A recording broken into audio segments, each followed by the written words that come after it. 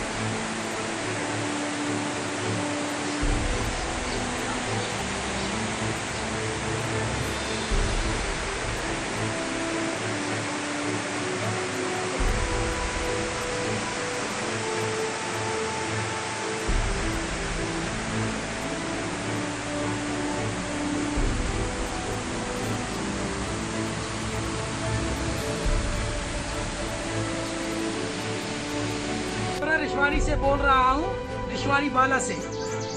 मैं ये पटवारी नायब तहसीलदार को अपील करता हूँ कि वो आकर यहाँ पे इस चीज़ का मुआयदा करें। यहाँ पे सालाबारी होने के बावजूद बहुत गांव में बहुत जगह पे बहुत नुकसान हुआ और ये गवर्नमेंट की तनख्वाह ले रहे हैं और घर में बैठे हुए हैं।